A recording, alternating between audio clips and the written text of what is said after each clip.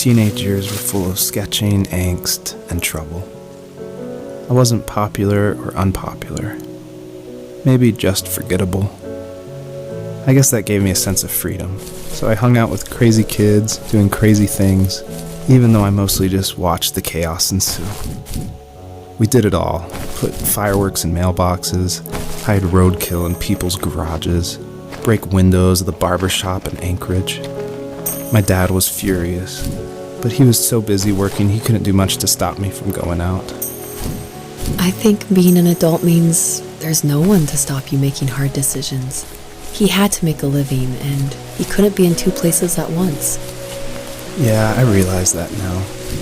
But at the time, I was sure he was more interested in growing his business than what was going on with me.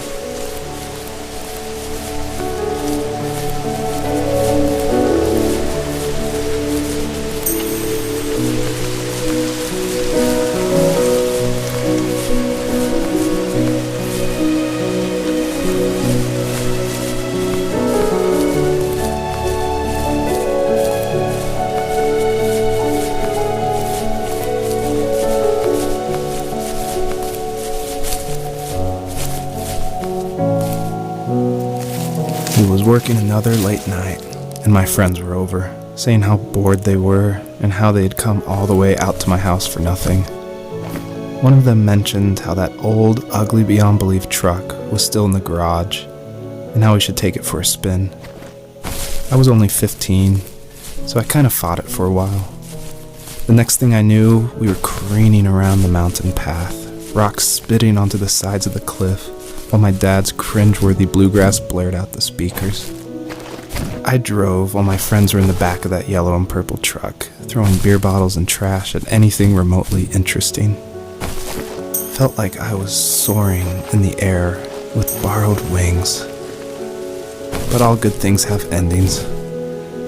A cop outside of Eagle River pulled us over after he saw us in a bottle rocket into someone's yard. What followed was a long night of talking to disappointed adults and feeling smaller than ever.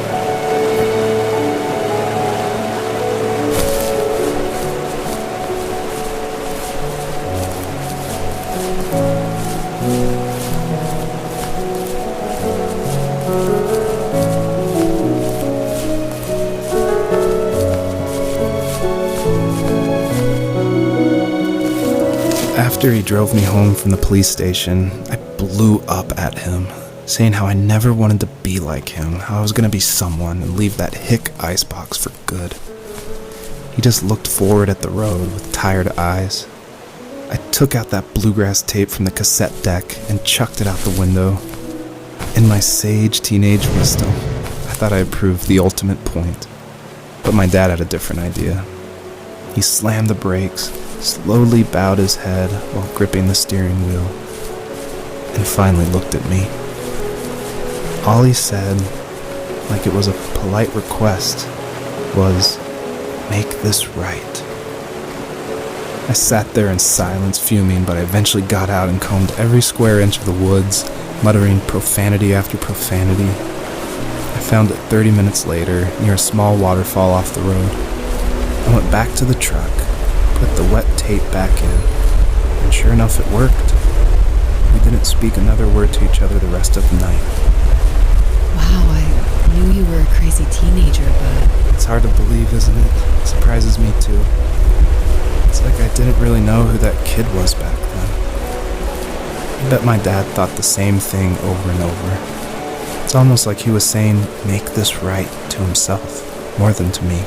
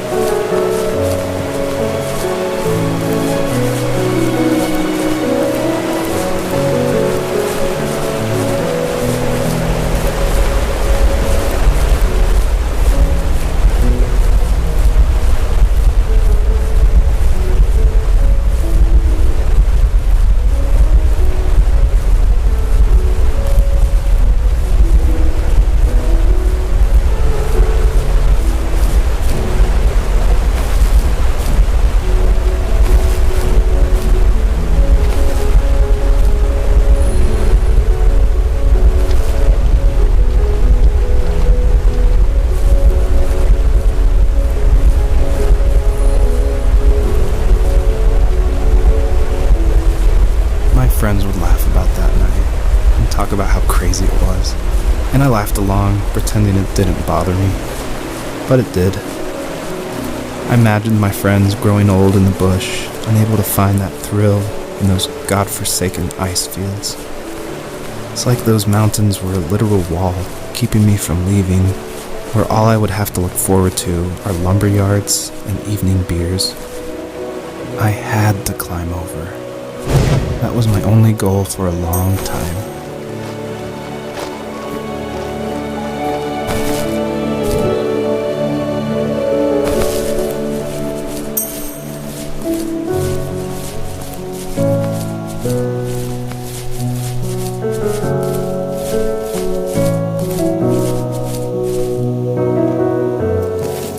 If there was some way I could take my love of drawing and turn it into a way of escape, nothing would make me happier.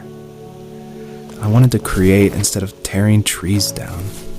I wanted to move to the lower 48, not because I hated it there in Alaska, but I hated the idea of it.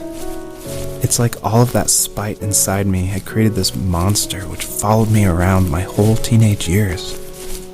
I put so much energy into doing what others didn't expect of me. Why did I do that? There's one fact you're forgetting, though.